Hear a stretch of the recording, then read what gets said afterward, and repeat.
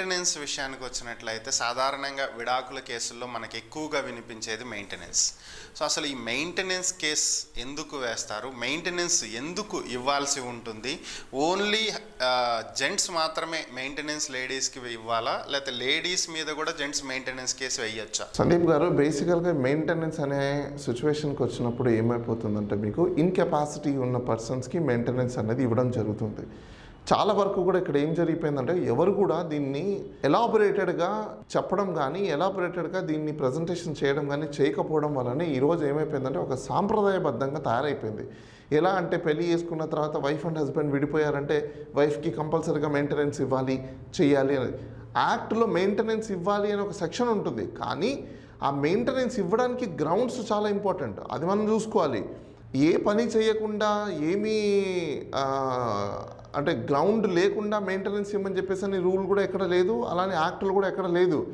Maintenance అనేది దేనికన్నారంటే incapacity ఉన్నప్పుడు, అంటే ఇన్కెపాసిటీ అర్నింగ్ చేసుకోలేని కెపాసిటీ ఉన్నప్పుడు అప్పుడు మెయింటెనెన్స్ ప్రొవైడ్ చేయమన్నారని. కానీ అలా కాకుండా నేను ఏ పని చేయను, నేను ఏమి చేయకుండా నేను ఖాళీకి కూర్చొని తింటాను, నేను ఖాళీకి కూర్చొని ఉంటాను అంటే దానికి మెయింటెనెన్స్ చేయమని చెప్పేసి లా ఎక్కడ చెప్పట్లేదు.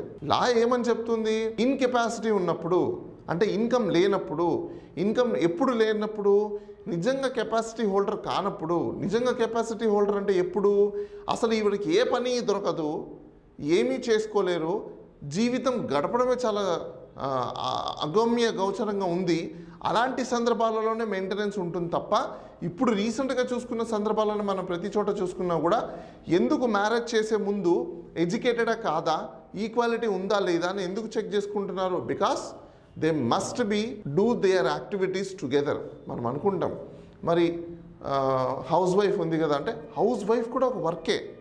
సో అక్కడ వర్క్ చేస్తుంది కాబట్టి ఇతను కూడా సంపాదిస్తున్నాడు కాబట్టి దానికి సంబంధించి ఇద్దరు కూడా కంపెన్సేట్ చేసుకుంటున్నారు. ఈ కంపెన్సేషన్ చేసుకునే దాంట్లో నథింగ్ బట్ బై డిఫాల్ట్గా ఇతను సంపాదించే అమౌంట్లో ఈమెకు కూడా సమ్ అమౌంట్ పే చేస్తున్నట్టే. అక్కడ ఈ మధ్యకాలంలో మనం చూస్తున్నాము డైవర్స్ తీసుకుంటున్నామని చెప్పేసి అని పక్కకి వెళ్ళిపోయిన తర్వాత బియాండ్ లిమిట్స్లలో మెయింటెనెన్స్ అడగడం కానీ బియాండ్ లిమిట్స్లలో అమౌంట్ క్లెయిమ్ చేయడం కానీ ఇలాంటి మనం ఎక్కువగా చూస్తుంటాం. అయితే అలాంటి కేసెస్ ఏమైనా ఉంటే మంచి లాయర్ని అప్రోచ్ అయ్యేసి, అంటే మంచి లాయర్ అంటే మీరు ఇంకోటి చెప్పొచ్చు, అదేంటి సార్ మరి మా అందరం మంచి అంటే నేను అలా అనట్లేదు. మంచి lawyer in the sense domestic లైఫ్ని, సోషల్ లైఫ్ని, లీగాలిటీని అన్నిటినీ క్షుణ్ణంగా అర్థం చేసుకొని ఎక్స్ప్లెయిన్ చేయగలిగే ఉన్న లాయర్స్ దగ్గరికి వెళ్ళి పరిస్థితిని కరెక్ట్గా వీళ్ళు ఎక్స్ప్లెయిన్ చేసి దాన్ని కన్జర్వేషన్ మెథడాలజీలో కాకుండా కన్వెన్షన్ ట్రీట్మెంట్లో కాకుండా ప్రోగ్రెసివ్ మైండ్ సెట్స్తో కరెంట్ ఉన్న సోషల్ స్టేటస్ని బేస్ చేసుకొని ఆ కేసుని వాదించే విధంగా దాన్ని కానీ తీసుకెళ్ళితే ఖచ్చితంగా మార్పులు అనేది వస్తుంది. మరి అంత మెయింటెనెన్స్ అతను చేసుకోలేకపోతే కూడా కోర్టు ఇలా కూడా చెప్పి డైరెక్షన్ చేసే ఛాన్సెస్ ఉంటాయి. ఒకవేళ అమ్మాయి చదువుకొని ఉండి ఖాళీగా ఉండి ఆ అబ్బాయిని హరాస్ చేయడానికి మాత్రమే చేస్తే ఖచ్చితంగా వాళ్ళని కూడా జాబ్ చేయమని చెప్పే సిచ్యువేషన్స్ కూడా మనకు ఉంటాయండి.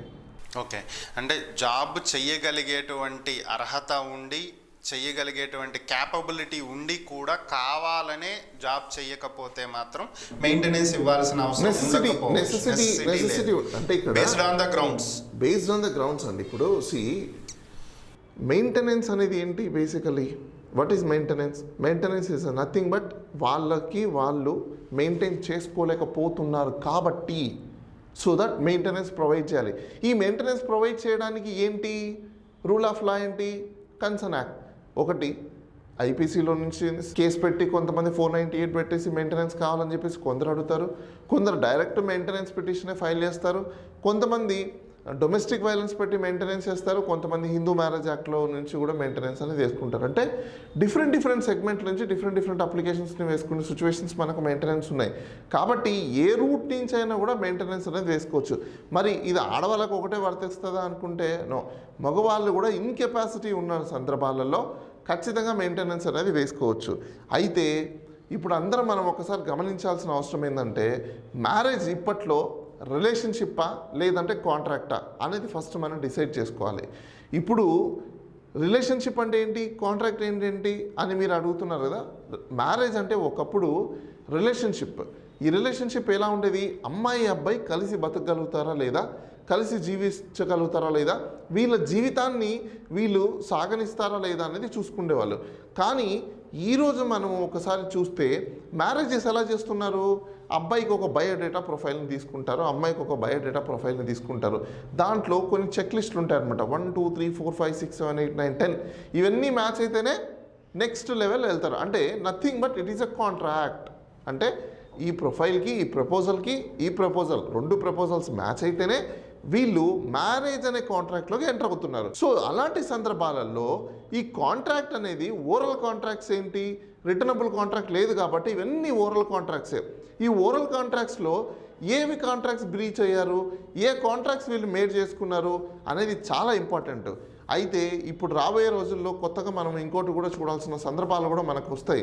ఏంటి అంటే ఈసారి నుంచి మ్యారేజ్ ఎవరైనా చేసుకునే వాళ్ళు చాలా వరకు కూడా ప్రపోజల్స్ వస్తే మ్యారేజ్ చేసుకున్న ముందే ఒక కాంట్రాక్ట్ రాసుకోవడం మంచిది. ఎందుకంటే నీ ఎయిమ్స్ ఏంటి, నీ ఆబ్జెక్ట్స్ ఏంటి, నీ స్టేటస్ ఏంటి, వీళ్ళ స్టేటస్ ఏంటి, ఏ విధంగా లైఫ్ని ఉండాలనుకుంటున్నారు, ఏ విధంగా లైఫ్ని రన్ చేయాలనుకుంటున్నారు, ఒకవేళ ఏదైనా డిస్టర్బెన్స్ క్రియేట్ అయితే ఏ విధంగా విడిపోవాలనుకుంటున్నారు, డిస్టర్బెన్స్ క్రియేట్ అయినప్పుడు ఏమేమి కండిషన్స్ని మనం ఫాలో అవ్వాలనుకుంటున్నాం, ఇవన్నీ బెటర్ రాసుకొని మ్యారేజ్ చేసుకుంటే ఇలాంటి కేసులు ఇలాంటి గొడవలు ఉండవని మనం అనుకోవచ్చండి.